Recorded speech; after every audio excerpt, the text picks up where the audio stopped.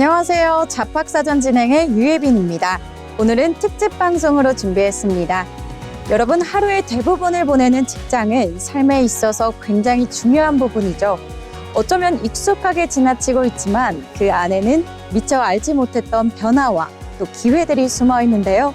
오늘은 여러분들이 현명한 선택을 하실 수 있도록 오늘 잡학사전에서 유용한 정보만 모아서 전해드리겠습니다.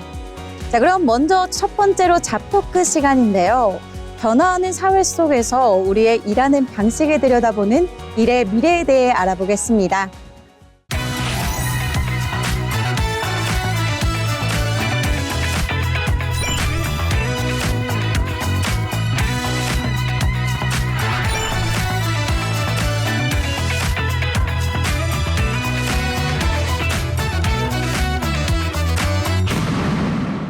변화하는 사회 속에서 일의 미래를 짚어보는 잡토크 시간입니다.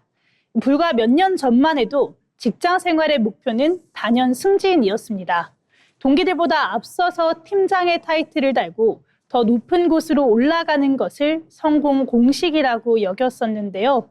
그런데 요즘 직장인들이 모인 커뮤니티나 휴게실 분위기를 보면 사뭇 다르게 느껴집니다. 회사에서 승진을 제안을 해도 정중하게 거절을 하는 경우가 심심찮게 보이는데요. 또 더 높은 연봉과 권한을 준다고 해도 그저 내게 주어진 실무만 묵묵하게 해내면서 평사원으로 남겠다는 사람도 많습니다. 누군가는 배가 불렀다고 하고 누군가는 100번 이해를 한다고 고개를 끄덕이실 텐데요. 오늘 잡토크에서는 자발적 승진 거부, 현명한 선택일까 아니면 무책임일까라는 주제로 최근 일어나는 이 변화에 대해서 한번 이야기 나눠보도록 하겠습니다. 채연 아나운서, 왜 이렇게 승진을 기꺼이 포기하는 사람이 늘어나는 걸까요? 네, 저는 이 현상의 밑바닥에 책임의 무게와 보상의 뼈아픈 불균형이 자리 잡고 있다고 생각합니다. 사실 팀장이 된다고 해서 월급이 그 책임을 감당할 만큼 크게 오르는 것도 아니고요. 그런데 짊어져야 할 스트레스는 상상을 초월하게 됩니다. 위에서는 당장 눈에 보이는 실적을 내라고 압박하고 또 아래로는 치고 올라오니까 개인의 삶을 중요하게 생각하는 젊은 세대의 목소리를 들어줘야 할 필요가 있다고 생각합니다. 샌드위치 신세가 돼서 매일 갈등을 조율하는 감정 노동에 시달리게 되는 거죠. 퇴근 후에도 메신저 알람에 신경 써야 되고 또 팀원의 실수까지 오로지 내 책임으로 안고 가야 하는 이런 팀장의 직급인데요. 내 삶이 갉아먹히는 것을 보느니 차라리 승진을 포기하더라도 일상을 온전히 지키고 싶다는 현실적이고 방어적인 선택을 하는 거라고 생각합니다. 네, 맞습니다. 아무래도 팀장이라는 자리가 주는 영광보다는 당장의 내 삶이 망가지는 것에 대한 그런 두려움이 더 크다라는 이야기 같은데요. 일과 일상의 경계를 지키고 싶어하는 마음이 참 저도 공감이 됩니다. 하지만 회사를 운영하는 경영진의 입장에서는 또 굉장히 당황스러울 수 있을 것 같은데요. 모두가 책임을 피하려고만 한다면 조직이 제대로 굴러가기가 힘들 수 있습니다. 가은 아나운서는 이 부분에 대해서 어떻게 생각하시나요? 네, 이 채연 아나운서가 말씀하신 개인의 고충과 피로감은 100번이고 이해합니다. 하지만 조직의 생존이라는 관점에서는 분명 위기 신호가 맞는데요. 회사는 사람들이 모여 공동의 목표를 향해 나아가는 곳입니다. 관리자가 없다는 건 방향을 잡고 결정을 내린 선장이 없어진다는 뜻인데요. 프로젝트에 위기가 닥쳤을 때 누군가는 굳은 일을 수습해야 하는데 모두가 내 일만 하겠다고 선을 그어버리면 결국 그 피해는 조직 전체의 경쟁력 하락으로 이어집니다. 더 큰 문제는 관리자를 하겠다는 사람이 줄어들면 준비되지 않은 사람이 억지로 리더 자리에 앉게 되면서 또 다른 부작용을 낳는다는 겁니다. 하지만 이걸 단순히 요즘 사람들의 이기심으로 탓할 수만은 없는 게 지금의 현실입니다. 네, 맞습니다. 이 개인의 일상을 지킬 것이냐 아니면 조직의 동력을 유지할 것이냐 이런 것들이 참 풀기가 어려운 숙제인 것 같은데요. 하지만 누군가의 일방적인 희생 또는 참음에만 기대서 굴러가는 구조가 결코 건강하지는 않을 것 같습니다. 결국에는 서로가 조금씩 마음을 열고 시스템을 바꿔 나가야 할 텐데요. 채연 아나운서, 이 딜레마를 풀기 위해서 좀 기업들이 어떤 돌파구를 마련해야 될까요? 가장 시급한 건 아무래도 직급과 보상 체계를 분리하는 거라고 생각하는데요. 사람 관리에 스트레스 받는 사람한테 억지로 팀장 자리를 쥐어줄 필요는 없다고 생각합니다. 대신 본인의 직무 전문성을 아주 깊게 파고들 수 있는 전문가 트랙을 넓혀주면 될 것 같은데요. 실무 능력이 뛰어나고 또 회사의 성과에 기여하고 있다면 굳이 관리자가 되지 않아도 팀장이나 임원 이상의 높은 대우를 받을 수 있는 길을 열어줘야 합니다.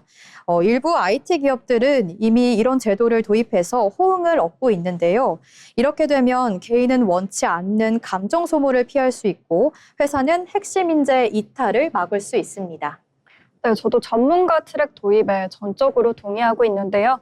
그리고 한 발 더 나아가서 팀장이라는 자리 자체의 매력을 끌어올리는 근본적인 체질 개선이 병행되어야 한다고 생각합니다.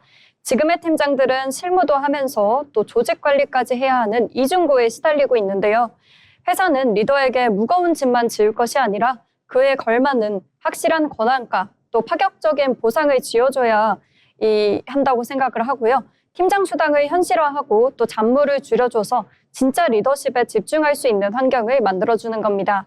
갈등 관리에 지친 리더들을 위해서 심리 상담이나 교육 같은 방패막이도 지원돼야 합니다. 자리가 사람을 소진시키는 낡은 구조부터 고쳐야 리더가 되겠다는 사람들이 다시 생겨날 것 같습니다. 네, 맞습니다. 이 자발적 승진 거부라는 말이 단순히 일하기 싫다는 가벼운 투정이 아니었습니다. 내 삶의 균형을 지키고 싶다는 어떻게 보면 아주 간절한 목소리이자 낡은 조직 문화에 던지는 꽤 중요한 질문이라는 생각이 드는데요. 아무래도 나의 일상을 망가뜨리고 또 나한테 상처를 주면서까지 억지로 입어야 하는 옷이라면 입지 않는 것이 맞겠죠. 회사는 일하는 방식을 다채롭게 열어주고 또 개인은 자신에게 가장 잘 맞는 자리에서 최선을 다해 빛을 발하는 일터가 필요한 시점인 것 같습니다. 이 승진을 하는 것만이 정답이 아니라 각자의 속도와 모양대로 성장할 수 있는 배려 깊은 문화가 우리 사회에 하루빨리 자리 잡기를 바랍니다. 지금까지 잡토크 함께 나누어 봤습니다.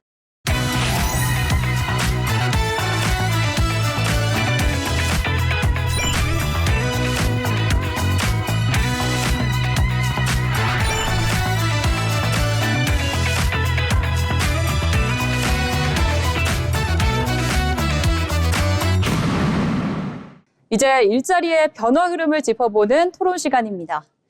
한때 대기업과 공기업을 중심으로 진행됐던 대규모 공채 채용, 공개 채용, 이른바 공채는 취업 시장의 대표적인 관문으로 여겨졌습니다. 하지만 최근 기업들은 공채를 축소하거나 폐지하고 필요한 직무에 맞춰 인재를 선발하는 수시 채용 방식으로 빠르게 전환하고 있는데요. 실제로 주요 대기업 상당수가 정기 공채를 없애거나 비중을 줄이고 직무 중심 채용으로 전환한 상황인데요. 과연 이러한 변화는 더 효율적인 채용 방식일까요? 아니면 취업 준비생들에게는 또 다른 부담이 되는 구조일까요? 오늘 두 분과 함께 이야기 나눠보도록 하겠습니다. 네, 수시 채용이 확대된 가장 큰 이유는 기업의 인재 수요가 빠르게 변화하고 있기 때문입니다. 과거에는 대규모 인력을 한 번에 선발해 교육을 통해 인재를 키우는 방식이 일반적이었다면 지금은 특정 직무에 바로 투입할 수 있는 실무형 인재를 선호하는 경향이 강해졌습니다. 특히 산업 환경이 빠르게 변화하면서 필요 인력을 그때그때 채용하는 방식이 기업 입장에서 더 효율적이라고 볼 수 있습니다. 네, 맞습니다. 여기에 채용 비용과 효율성 문제도 있는데요. 공채는 수천 명 단위의 지원자를 대상으로 전형을 진행해야 하기 때문에 시간과 비용이 많이 들어갑니다. 반면 수시 채용은 필요한 직무에 맞춰 적합한 인재를 선별할 수 있기 때문에 채용 효율성을 높일 수 있다는 장점도 있습니다. 네, 그렇다면 수시 채용이 확대되면서 취업 준비생들에게도 이게 긍정적인 영향이 있을까요? 네, 일정 부분 긍정적인 측면이 있습니다. 과거 공채 중심 구조에서는 학벌이나 스펙이 중요한 기준으로 작용하는 경우가 많았지만 수시 채용은 직무 경험과 실무 능력을 더 중요하게 평가하는 경향이 있습니다. 이로 인해 특정 스펙이 부족하더라도 프로젝트 경험이나 포트폴리오를 통해 기회를 얻을 수 있는 가능성이 커졌다고 볼 수 있습니다. 또한 지원 시기를 유연하게 선택할 수 있다는 점도 장점인데요. 공채는 일정 시기에 맞춰 준비해야 하지만 수시 채용은 연중 상시로 진행되기 때문에 자신의 준비 상태에 맞춰 지원할 수 있습니다. 네, 그런데 하지만 수시 채용이 오히려 늘어나면서 취업 준비생들의 부담을 늘렸다는 지적도 나오고 있습니다. 네, 가장 큰 문제는 준비의 기준이 모호해졌다는 점인데요. 공채 시절에는 일정 시기에 맞춰 시험과 면접을 준비하면 됐지만 수시 채용은 언제 기회가 올지 모르기 때문에 상시적으로 준비해야 하는 부담이 큽니다. 또한 직무 경험이 중요한 만큼 인턴이나 프로젝트 경험을 쌓아야 하는데요. 이 과정에서도 또 다른 경쟁이 발생하고 있습니다. 네, 맞습니다. 특히 인턴 경험이 사실상 필수가 되면서 경제적, 시간적 여유가 있는 사람에게 유리한 구조가 될 수 있다는 점도 문제점으로 지적됩니다. 결국 수시 채용이 공정성을 높이기보다는 또 다른 형태의 보이지 않는 스펙 경쟁을 만들고 있다는 분석도 있습니다. 네, 이러한 변화는 단순한 채용 방식의 변화뿐만 아니라 노동시장의 이 구조 자체가 바뀌고 있다는 신호로도 볼 수 있겠네요. 네, 앞으로는 입사 후 성장보다는 입사 전 역량이 더 중요해지는 구조가 될 가능성이 큽니다. 기업은 교육 비용을 줄이고 즉시 활용 가능한 인재를 선호하게 되고 그리고 개인은 스스로 경험과 역량을 쌓아야 하는 시대가 되고 있습니다. 이 과정에서 취업 준비 과정 자체가 길어질 가능성도 있는데요. 기업이 요구하는 수준이 높아질수록 준비 기간이 늘어나고 청년층의 사회 진입 시기가 늦어질 수 있기 때문입니다. 네, 결국 수시 채용은 기업에게는 효율적인 방식일 수 있지만 개인에게는 준비 부담이 커지는 구조로 볼 수 있겠습니다. 그렇다면 앞으로 공채가 완전히 사라지게 될까요?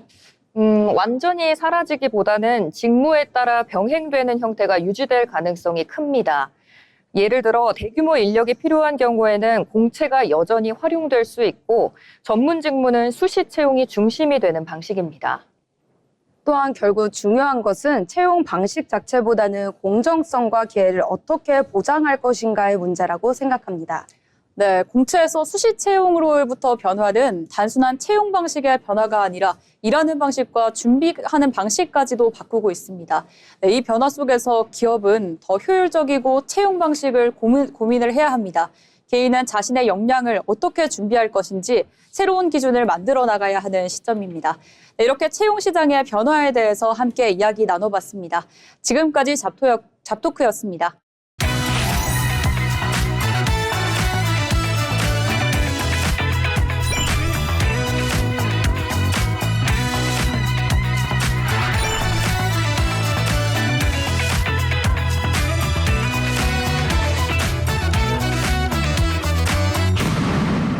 변화하는 사회 속에서 일의 미래를 짚어보는 잡토크 시간입니다. 예전에는 한 우물만 파야 전문 직종이다라는 말이 흔했는데요. 하지만 요즘 직장인들의 프로필을 보면 엔잡러가 흔합니다. 낮에는 직장인, 퇴근 후에는 유튜버, 그리고 주말에는 이커머스 사장님, 강사까지 정말 다양한 포트폴리오를 갖고 있는데요. 누군가는 이를 두고 전문성이 흐려지는 것 아니냐 하는 우려 섞인 시선을 보내기도 하고요. 또 누군가는 불확실한 시대 속에서 현명한 생존 전략이다 이렇게 주장하기도 합니다. 따라서 오늘 잡토크에서는 엔잡러의 시대, 전문성의 분산인가, 생존을 위한 다각화인가 라는 주제로 한번 이야기 나눠보겠습니다. 승연 아나운서, 이러한 흐름 바탕의 원인은 뭐라고 생각하시나요? 네, 저는 이러한 현상의 바탕에 불안감과 자아 실현이 공존한다고 보는데요. 회사가 나의 노후를 끝까지 책임져주지 않는다는 걸 체감하고 있고 본업의 월급만으로는 치솟는 물가를 감당하기 힘든 현실적인 이유가 크겠습니다. 하지만 동시에 회사 안에서는 발휘하기 힘들었던 나만의 재능을 국회를 통해 시험해보고 싶은 욕구도 강하다고 생각합니다. 본업의 스트레스를 부업의 성취감으로 해소하는 일종의 정서적인 분산 투자인 셈이죠. 한마디로 그 경제적 안정망을 스스로 구축하는 동시에 진짜 나를 찾는 과정이다라는 말씀인 것 같은데요. 일종의 리스크 관리인 셈이죠. 하지만 기업이나 조직 관리 측면에서는 우려도 적지가 않습니다. 에너지가 분산되면은 결국 이 몰입도가 떨어지게 되고 결과적으로 이것도 저것도 아닌 상태로 이어질 수 있다는 걱정인데요. 주영 아나운서의 생각은 어떤가요? 승연 아나운서가 말씀하신 개인의 동기는 충분히 이해합니다. 하지만 전문성이라는 관점에서 본다면 그 위험성이 분명히 존재하는데요. 우리가 흔히 말하는 전문가는 한 분야에서 깊이 침잠할 때 만들어집니다. 그런데 퇴근 후 주말까지 일을 하게 되면 그 집중력이 흐트러지지 않을까요? 폭넓은 지식은 가질 수 있겠지만 시장에서 대체 불가능한 독보적인 실력을 갖추기엔 역부족일 겁니다. 특히 기업 입장에서는 직원이 본업에 쏟아야 할 창의적인 에너지를 외부에 쓴다면 조직 전체의 생산성 저하로 이어질까 봐 경계할 수밖에 없을 것 같습니다. 네, 그렇죠. 아무래도 이 전문성이 얕아질 수밖에 없다는 우려, 그리고 이 조직과 개인의 에너지가 충돌할 수 있다는 걱정까지 짚어주셨는데요. 승현 아나운서, 그렇다면은 이러한 딜레마를 좀 더 효과적으로, 효율적으로 풀 수 있는 엔잡러의 올바른 방향성은 무엇일까요? 저는 이제 전문성의 정의를 새롭게 내려야 한다라고 생각하는데요. 과거의 전문성이 수직적인 깊이였다면 미래의 전문성은 하이브리드 역량이 있다라고 생각합니다. 단순히 일을 여러 개 늘리는 게 아니라 서로 다른 재능을 섞어 나만의 독특한 가치를 만드는 거죠. 예를 들어 마케팅 본업에 데이터 분석 부업 경험이 더해지면 두 분야가 시너지를 내서 대체 불가능한 무기가 되는 것처럼요. 기업들도 우려하기보다는 직원의 다양한 외부 경험이 본업에 어떤 긍정적인 자극을 줄지 고민하는 유연함이 필요하겠습니다. 네, 하이브리드 역량이 미래의 핵심이다. 이렇게 또 정리를 해주셨는데 그러면 주영 아나운서는 어떻게 생각하시나요? 하이브리드 역량에는 동의하지만 그 전제 조건은 반드시 있어야 합니다. 바로 본업의 단단함입니다. 뿌리가 깊지 않은 나무는 가지를 많이 뻗을수록 작은 바람에도 쓰러지기 마련인데요. 본업에서 실력을 인정받은 뒤에 확장하는 엔잡은 성장이지만 본업이 흔들리는 상태에서의 엔잡은 자칫 도피가 될 수 있기 때문에 스스로가 에너지를 분산시키는 중인지 아니면 시너지를 내는 중인지 냉철하게 점검해야 할 필요가 있다고 생각합니다. 네, 이 엔잡러 현상은 단순히 부수익을 늘리는 수단 목적인 것을 넘어서 이 일을 통해서 나를 증명하는 방식이 좀 다변화되고 있는 현상을 반영하는 것 같습니다. 하나의 직함으로 우리를 설명하기에는 우리의 역량이 또 뛰어나고 세상의 변화 속도는 무서울 정도로 빨라지고 있죠. 하지만 결국 중요한 건 그 과정 속에서 내가 진짜 성장하고 있는지, 그리고 그러한 다양한 경험이 응축돼서 나만의 독보적인 경쟁력을 확보하고 있는지, 나만의 하이브리드 역량으로 여러분의 지도를 잘 그려가고 있는 게 중요할 것 같습니다. 지금까지 잡토크였습니다.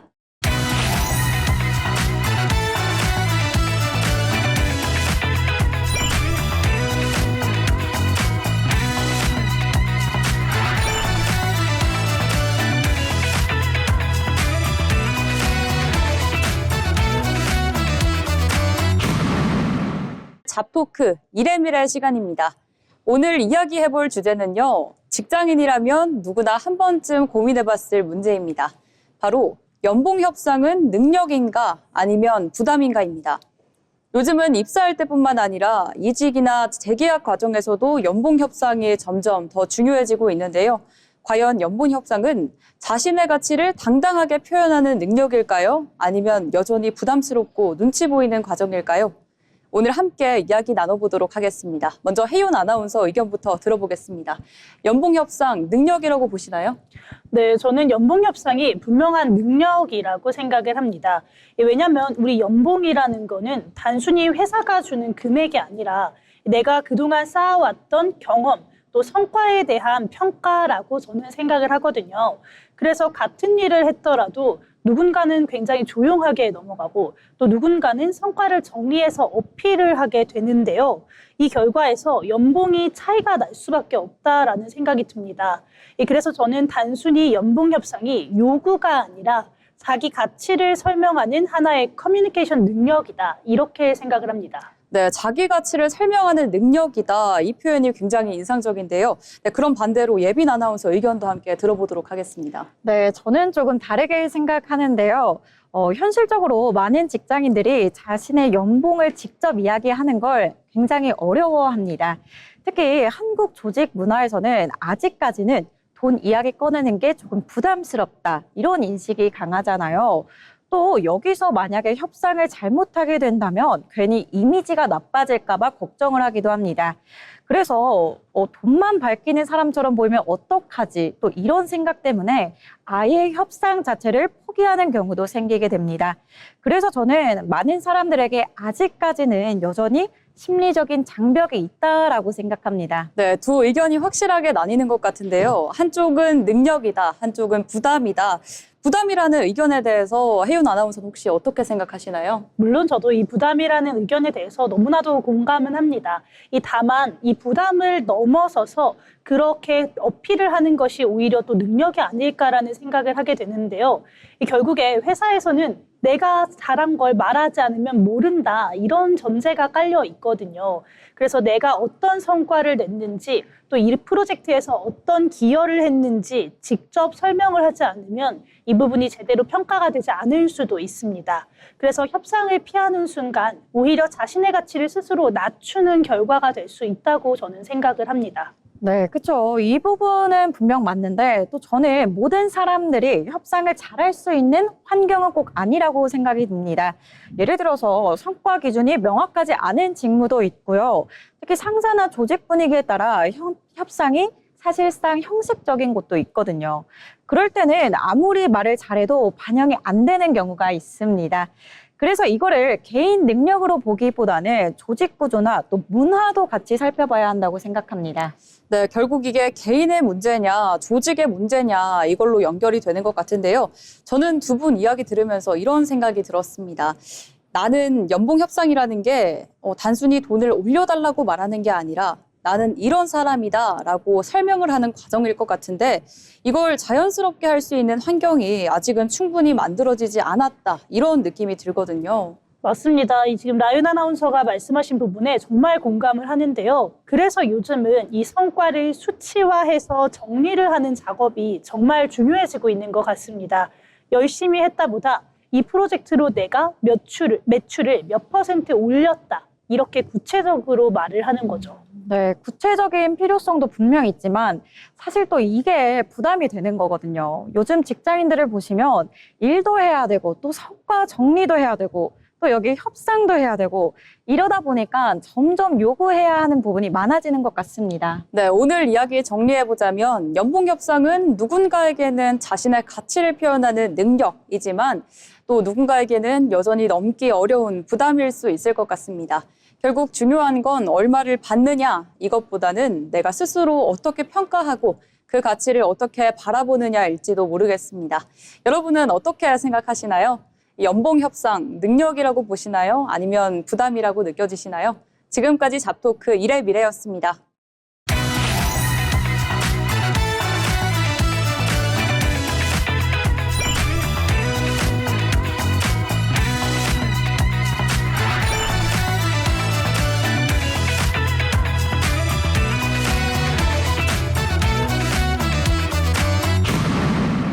변화하는 사회 속에서 우리가 일하는 방식을 다시 들여다보는 잡토크 시간입니다.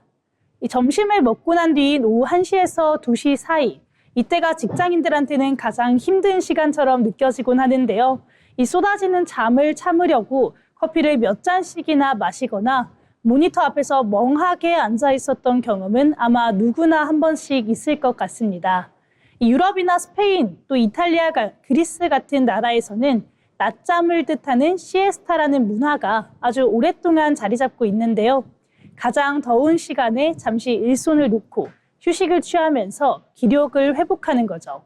이 효율을 최고로 가치에 여기는 우리 일터에서는 이런 모습이 낯설게만 느껴질 것 같은데요. 과연 우리도 일터에서 공식적인 낮잠 시간을 도입할 수 있을까요? 오늘은 일터에 공식적인 낮잠 시간을 도입한다면 어떨까? 이 주제로 이야기 한번 나눠보도록 하겠습니다. 예빈 아나운서, 이게 우리나라에서도 과연 가능할까요?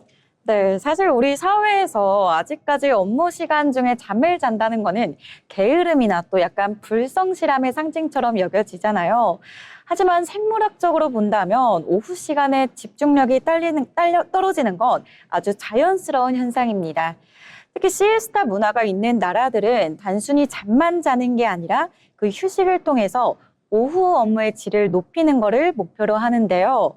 실제로 짧은 낮잠이 기억력과 창의성을 높여준다는 연구 결과도 있습니다. 졸음을 억지로 참으면서 책상 앞에 있는 8시간이 집중해서 일하는 4시간보다 가치가 낮다는 건데요. 이제는 무조건적인 근면함보다는 사람의 생체 리듬을 배려하는 것이 곧 경쟁력이라는 인식의 전환이 필요하다고 봅니다. 이렇게 졸음과 싸우면서 보내는 시간이 오히려 기회비용이 될 수 있다, 이런 말씀이시네요. 그런데 최원 아나운서, 우리나라처럼 실시간적으로 소통이 중요하고 또 속도를 강조하는 업무 환경에서 한두 시간씩 자리를 비우고 낮잠을 자는 게 현실적으로는 조금 어렵지 않을까요? 네, 맞습니다. 이 시에스타처럼 긴 휴식을 취하기에는 우리 기업들의 구조가 너무 촘촘하게 엮여 있다고 생각하는데요. 내가 쉬고 있는 동안에도 고객들의 문의는 계속해서 쏟아질 거고 또 협력사와의 업무 협의도 계속 될 테니까요. 특히 이 현장에서 기계를 돌려야 하거나 실시간 서비스를 제공해야 하는 직군에서는 이 낮잠 시간이 오히려 업무의 흐름을 끊는 방해 요소가 될 수도 있다고 생각을 합니다. 자칫 낮잠 시간이 내가 누릴 수 있는 권리가 아니라 또 다른 눈치 싸움의 도구가 될 수도 있는 그런 우려도 존재하는 거죠. 누구는 쉬고 또 누구는 일해야 하는 상황이 생긴다면 조직 내 형평성 문제도 불거질 거라고 생각합니다. 그래서 무작정 도입하기보다는 이 직무의 특성을 고려한 아주 세밀한 가이드라인이 먼저 마련돼야 한다고 생각합니다. 이렇게 직군에 따라서 좀 온도 차이와 또 현실에서의 운영의 묘미가 필요하다, 이런 말씀이신 것 같아요. 그런데 예빈 아나운서, 최근에는 일부 혁신적인 기업들을 중심으로 좀 수면실을 운영을 한다든지 아니면 휴식 시간을 유연하게 보장을 해주는 제도도 많이 생겨나고 있다고요. 네, 그렇죠. 시에스타처럼 대대적인 낮잠까지는 아니더라도 20분 내외의 짧은 낮잠인 파워냅을 장려하는 곳들이 생기고 있습니다. 전용 소파나 또 안마 의자를 갖춘 수면실을 잠시 개방해 두는 건데요. 이건 직원을 감시 대상으로 보는 게 아니라 스스로 컨디션을 관리할 줄 아는 전문가로서 신뢰한다는 뜻입니다. 기계도 열이 나면 잠시 멈춰야 하듯이 사람의 뇌도 잠깐의 멈춤이 필요한데요. 이런 작은 배려가 직원들에게는 애사심으로 이어지기도 하고요. 또 결과적으로 이직률을 낮추는 긍정적인 효과도 가져옵니다. 회사가 내 필요를 이해해주고 또 실 권리를 보장해준다는 믿음이 생긴다면 업무 몰입도는 또 당연히 올라갈 것 같습니다. 네, 저도 그 점에는 동의하는데요. 이 휴식이 다음 업무를 위한 재충전이 되려면 조직 문화 자체가 바뀌어야 한다고 생각합니다.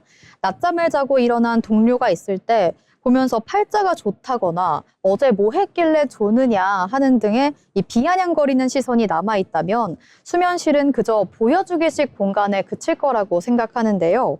오히려 집중 근무 시간을 명확히 정하고 또 그 외의 시간에는 짧은 잠을 자든 산책을 하든 이 개인의 자율에 완전히 맡기는 문화가 되어야 한다고 생각합니다. 결국 낮잠 시간 그 자체보다 중요한 건 직원을 통제하는 게 아니라 최상의 성과를 낼 수 있도록 도울 수 있는 그런 유연한 환경을 만드는 것이라고 생각합니다. 네, 이렇게 두 분의 말씀을 듣다 보니까 이 낮잠 시간을 도입하는 것이 단순한 휴식의 문제가 아니라 또 우리 사회가 일하는 사람의 몸과 마음을 대하는 태도의 문제가 아닌가, 이런 생각이 듭니다. 과거의 성장이 사실 잠을 줄여가면서 일궈낸 기적이었다면 앞으로의 성장은 사람의 리듬을 존중하면서 더 건강하게 일하는 것에서 찾아야 하지 않을까 싶은데요. 잠시 감은 눈 뒤로 찾아오는 짧은 평온함이 오후의 업무를 더 활기차게 만드는 든든한 동력이 되었으면 좋겠다는 생각이 듭니다. 네, 이렇게 공식적인 낮잠 시간 도입이 가능할까? 이 주제로 오늘 잡토크 함께 이야기 나눠봤습니다.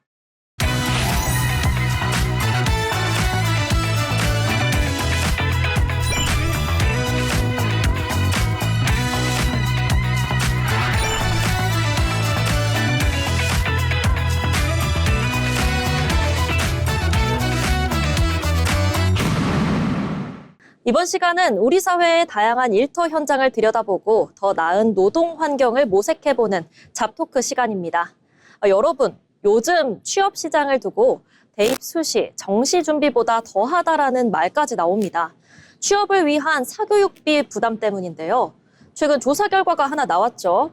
청년 구직자들이 취업 사교육비로 1년에 쓰는 돈이 평균 360만 원에 달한다고 합니다. 10명 중 6명 이상이 심각한 경제적 부담을 느끼고 있다는 보도인데 두 분은 이 결과 보시고 어떤 생각이 먼저 드셨나요? 먼저 지연 아나운서부터 이야기해 주시죠. 네, 저는 숫자를 보고 좀 놀라우면서도 한편으로는 그 정도 들 수밖에 없겠구나 싶어서 좀 쓸쓸한 마음이 들었습니다. 기사에 등장한 한 구직사의 사례를 보면요. 이미 관광 관련 자격증을 갖고 있는데도 영상 편집에 AI 교육까지 학원 강의를 5개에서 6개나 더 듣고 계시더라고요. 매달 학원비만 50만 원 넘게 나가는데 취업 준비 기간이 길어질수록 생기는 경력 공백기에 대한 막연한 두려움 때문에 학원을 끊지 못하는 겁니다. 네, 맞습니다. 그런데 진짜 안타까운 지점은 이 청년들이 돈과 시간을 집중적으로 투자하는 곳이 자격증과 외국어 사교육이라는 점입니다. 정작 최근 기업들이 채용에서 가장 중요하게 보는 요소는 직무 및 실무 경험이거든요. 구직자가 준비하는 방향과 기업이 원하는 방향에는 큰 미스매치가 존재하는 셈입니다. 네, 바로 그 지점이 오늘 우리가 짚어봐야 할 핵심 미스매치 같습니다.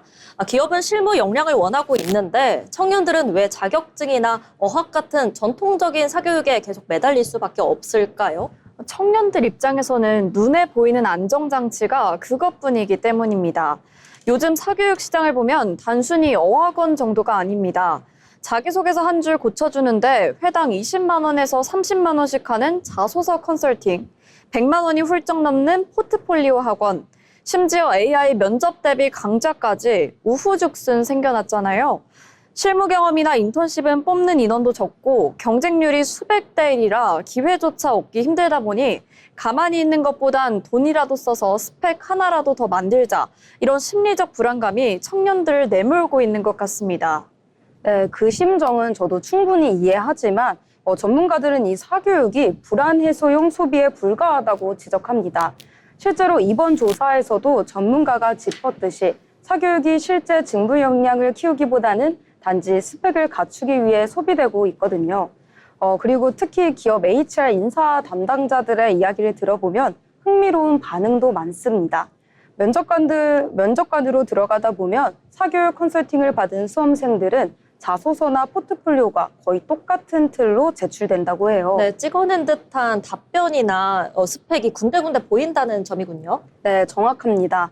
인사 담당자들은 오탈자 하나 없이 완벽하지만 남들과 똑같은 자소서보다는 조금 투박하더라도 본인이 직접 직무를 고민하고 부딪혀본 경험을 훨씬 더 가치 있게 본다고 입을 모읍니다. 결국 수백만 원을 들인 사교육 스펙이 정작 면접장에서는 큰 변별력을 가질 수 없다는 얘기죠. 네, 정리해보면 이 구직자는 실무 경험을 쌓을 기회가 부족해서 불안한 마음에 스펙형 사교육에 돈을 쓰고 기업은 그 정형화된 스펙을 반기지 않는 악순환이 반복되고 있는 건데요. 이 고리를 끊어내기 위해서 어떤 변화가 가장 시급할까요? 네, 결국 학교와 기업이 실무 경험의 문호를 대폭 넓혀줘야 합니다. 한국고용정보원 전문가 역시 청년들이 취업에 필요한 기본적인 숙련과 경험을 얻을 기회가 점점 줄어들고 있는 게 근본적인 문제라며 정책의 방향성을 실무 기회 제공에 두어야 한다고 조언했습니다. 대학과 기업, 지자체가 연계한 장기 인턴십이나 프로젝트형 실습 기회가 훨씬 늘어나야 청년들이 학원이 아닌 현장으로 갈 수 있습니다. 네, 전적으로 동의하는데요. 그리고 구직자 입장에서도 무작정 사교육에 돈을 쓰기보다는 정부나 지자체의 무료 공공시 지원 사업을 적극적으로 활용할 필요가 있습니다.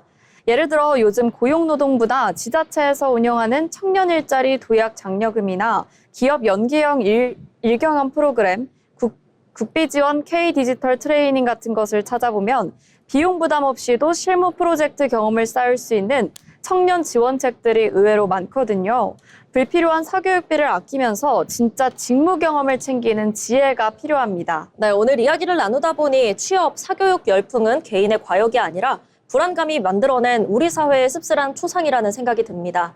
지금 이 순간에도 불안한 마음에 또 다른 학원 수강권을 결제할까 고민하시는 분들 많으실 텐데요. 마지막으로 청년 구직자분들께 전하고 싶은 말씀이 있다면 한마디씩 부탁드립니다.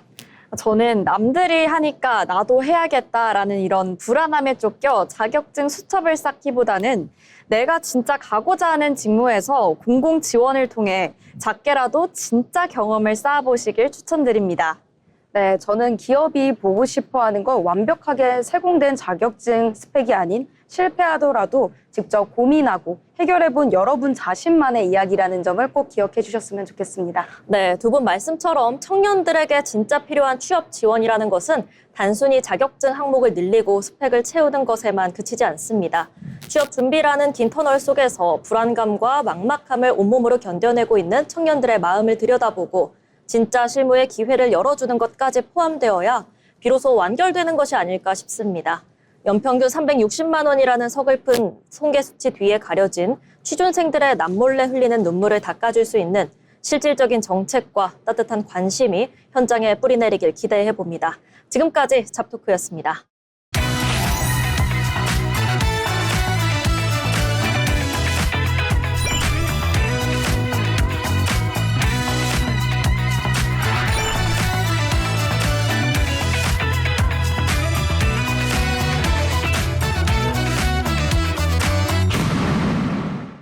네, 다음으로는 알아두면 도움이 되는 생활 정보를 전해드리는 알쓸정 시간입니다.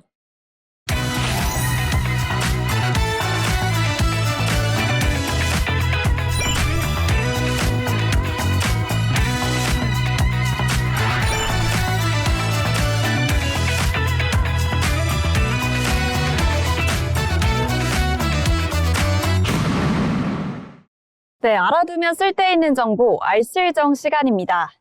우리가 매일 사용하는 플라스틱, 이게 갑자기 부족해진다면 어떨까요? 지금 실제로 그런 상황이 벌어질 수 있습니다. 중동 지역의 갈등으로 인해 원유 공급이 불안정해지면서 플라스틱의 원료 자체가 부족해질 수 있다는 우려가 커지고 있습니다. 왜냐하면 우리가 쓰는 대부분의 플라스틱은 석유, 즉 원유에서 만들어지고 있기 때문인데요. 그런데 여기서 흥미로운 대안이 등장합니다. 바로 미생물로 만드는 플라스틱입니다. 플라스틱을 공장에서 찍어내는 게 아니라 미생물이 만들어낸다는 개념입니다. 원리는 생각보다 단순한데요. 미생물에게 포도당 같은 당분을 먹이면 이 미생물이 몸 안에 PHA라는 물질을 저장하게 됩니다. 이 PHA를 꺼내서 가공하면 우리가 사용하는 플라스틱과 비슷한 형태의 대체 플라스틱이 만들어집니다. 쉽게 말해 석유 대신 미생물 공장에서 만들어낸 플라스틱이라고 볼 수 있겠습니다. 이 대체 플라스틱이 주목받는 이유는 단순히 석유를 대신할 수 있어서만이 아닙니다. 환경적인 장점도 굉장히 큰데요. 일반 플라스틱 빨대는 완전히 분해되기까지 무려 200년이 걸리지만 이 대체 플라스틱은 약 5주 만에 분해됩니다. 우리가 버린 플라스틱이 수백 년 동안 남아있는 게 아니라 자연으로 돌아간다는 의미입니다. 그래서 최근에는 빨대, 종이컵, 포장용기 등 일상적인 제품에도 점점 더 많이 사용되고 있습니다.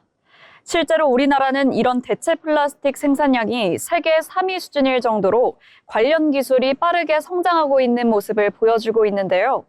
특히 최근에는 석유화학 제품 공급이 불안정해지면서 기업들의 관심도 더 높아지고 있습니다. 기존 플라스틱을 대체할 수 있냐는 문의가 눈에 띄게 늘고 있는 상황입니다. 하지만 해결해야 할 문제도 남아 있습니다. 가장 큰 한계는 바로 가격입니다. 대체 플라스틱은 일반 플라스틱보다 생산 비용이 약 3배 정도 비쌉니다. 그래서 아직까지는 완전히 대체하기에는 부담이 있는 것도 사실인데요. 그럼에도 불구하고 전문가들은 이 기술이 단순한 대안이 아니라 미래를 위한 필수 선택이라고 조언합니다. 언젠가는 석유가 고갈될 수밖에 없는 상황에서 플라스틱을 계속 사용하기에는 결국 새로운 방식이 필요하기 때문입니다. 그리고 이 시장은 이미 빠르게 성장하고 있습니다. 앞으로 2032년에는 생분해성 플라스틱 시장 규모가 약 150조 원에 이를 것으로 전망되고 있습니다. 여기서 한 가지 생각해 볼 점이 있습니다. 우리는 하루에도 수십 번씩 플라스틱을 사용하고 있지만 그게 어디에서 왔는지 또 어디로 가고 있는지는 거의 생각해 본 적이 없습니다. 특히 배달음식 용기나 카페에서 사용하는 일회용 컵처럼 몇 분 쓰고 버려지는 플라스틱이 대부분인데요. 이런 제품들이 모두 100년, 200년 동안 남는 점을 생각하면 문제는 생각보다 훨씬 더 가까이에 있다는 점을 알 수 있습니다. 지금 여러분이 들고 있는 플라스틱 컵, 그리고 방금 사용한 빨대도 언젠가는 석유가 아니라 미생물로 만들어질지 모릅니다. 어쩌면 플라스틱의 미래는 공장이 아니라 생명체에서 시작될지 모르겠습니다. 이상으로 알아두면 쓸데있는 정보 알쓸정 시간이었습니다.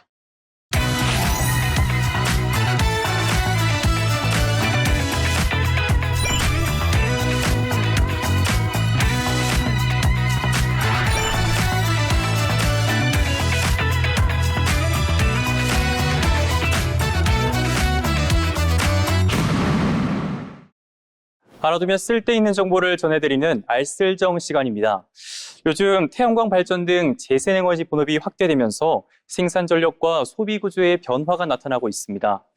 낮에는 전력이 남고 밤에는 부족해지는 상황이 반복되면서 기존 화력 발전 중심의 전기요금 체계로는 시간대별 전력 상황 차이를 충분히 반영하지 못한다는 지적이 있었는데요. 이에 따라 전력 수급 불균형을 완화하고 시간대별 전력 소비를 유도하기 위한 전기요금 체계 개편이 발표됐습니다. 오늘은 바뀌는 전기요금의 구조와 생활 속 활용 방법에 대해서 살펴보겠습니다. 최근 정부가 계절과 시간대에 따라 전기요금을 달리 적용하는 개편안을 발표했습니다. 이번 개편은 시간대별 요금 구조를 보다 세분화한 것이 핵심인데요. 전력 사용이 몰리는 저녁 시간대 요금은 높이고 상대적으로 여유가 있는 시간대는 부담을 낮추는 방식입니다. 구간도 일부 조정되겠습니다. 기존 낮 시간대였던 오전 11시부터 12시, 오후 1시부터 3시는 중간 요금 구간으로 바뀌고요. 반대로 오후 6시부터 9시까지는 최대 부하, 즉 가장 비싼 요금으로 바뀌게 됩니다. 여기에 요금 단가도 함께 조정되겠습니다. 심야 시간대인 경부하 요금은 킬로와트 시당 5.1원 인상되겠고요. 반대로 저녁 최대 부하 시간대 요금은 여름과 겨울에는 16.9원, 그리고 봄과 가을에는 13.2원이 인하됩니다. 특히 전력이 남는 봄과 가을에는 전기 사용을 유도하기 위한 제도도 도입됐습니다. 주말과 공휴일은 오전 11시부터 오후 2시까지 전기요금을 50% 할인하겠고요. 이 제도는 2030년 12월 31일까지 한시적으로 운영되겠습니다. 또 전력 사용을 늘리면 보상을 받는 수요관리 제도 DR과 연계하면 더 낮은 요금 적용도 가능하겠습니다. 적용은 단계적으로 이루어지겠는데요. 지난 1일 주택용 히트펌프를 시작으로 오는 16일 산업용 300kW 이상, 그리고 6월 1일부터는 일반용과 교육용까지 확대되겠습니다. 이번 개편은 산업용뿐 아니라 일반 가정에도 적용됩니다. 이제는 사용 환경에 따라 요금제를 직접 선택할 수 있는 건데요. 기존 누진세를 유지할 수도 있고 또 히트펌프 사용 전력만 분배하면 일반용 요금을 적용하는 방식도 가능하겠습니다. 또 시간대별 요금이 적용되는 계시별 요금 제도도 확대됩니다. 특히 공기열 히트펌프까지 지원 대상이 넓어지면서 친환경 난방을 고민하는 가정에도 도움이 될 것으로 보입니다. 그렇다면 실제로 어떻게 활용을 하면 좋을까요? 전력 사용은 시간대에 따라 나누는 것이 중요합니다. 세탁기나 건조기, 식기세척기 같은 가정은 요금이 낮은 낮 시간대에 사용하는 것이 유리하겠고요. 반대로 저녁 6시부터 9시까지는 전력 사용을 줄이거나 분산하는 것이 필요하겠습니다. 또 한전원 같은 서비스를 활용하면 자신의 전기 사용 패턴을 확인하고 보다 효율적으로 관리도 가능하겠습니다. 다만 시간대만 바꾼다고 해서 요금이 크게 줄어드는 것은 아니기 때문에 전체 사용량 관리도 함께 필요하겠습니다. 또 1부에서는 24시간 가용되는 이 산업 현장의 경우 시간대 조정만으로는 요금 절감 효과가 제한적일 수 있다는 지적도 나오고 있습니다. 전기요금은 이제 얼마나 쓰느냐뿐만이 아니라 언제 쓰느냐가 중요한 기준이 되고 있습니다. 작은 습관 변화가 이 생활비 절약으로 이어질 수 있는 만큼 한 번쯤 실천해 보시는 것도 좋겠습니다. 지금까지 알아두면 쓸데있는 정보 알쓸정이었습니다.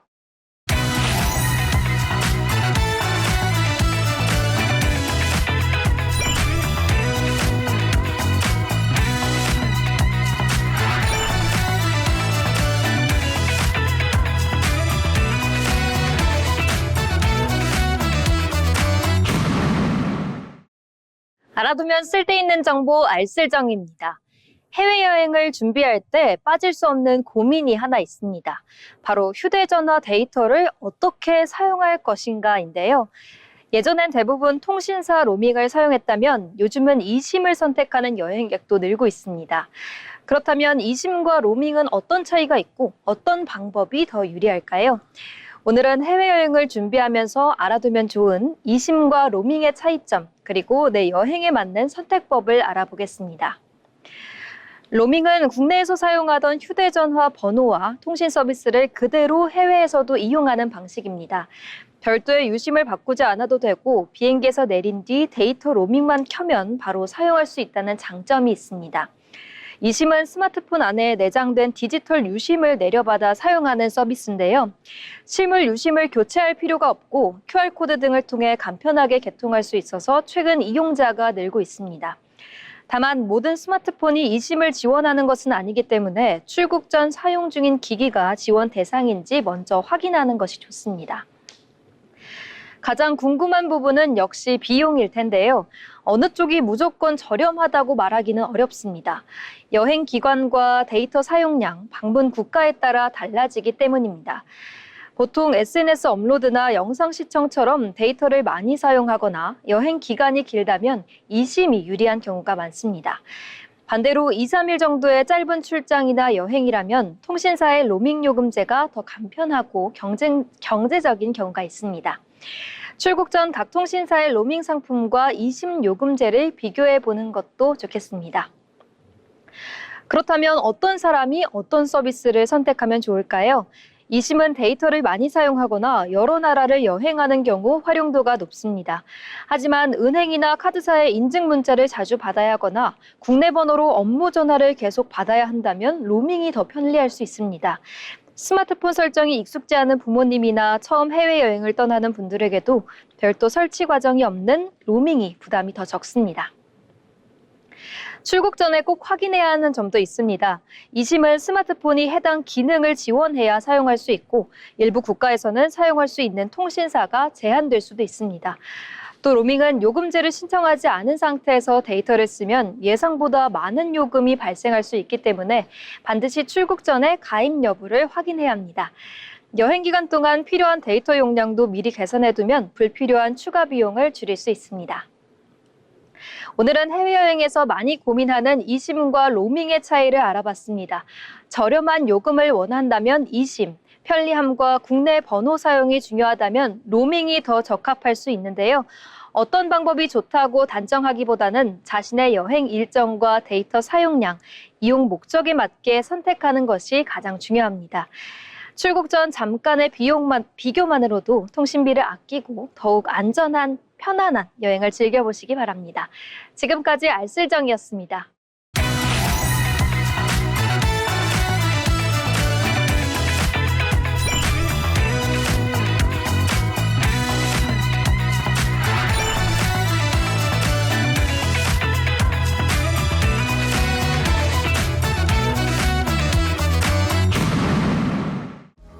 네, 벌써 오늘의 잡학사전을 마칠 시간이 되었습니다. 오늘 잡학사전에서는 우리가 매일 마주하는 일터와 또 그 이면에서 일어나는 변화들을 살펴봤는데요. 익숙함 속에 숨겨져 있는 변화들을 한 번 더 자세히 들여다보는 시간이 되었길 바랍니다.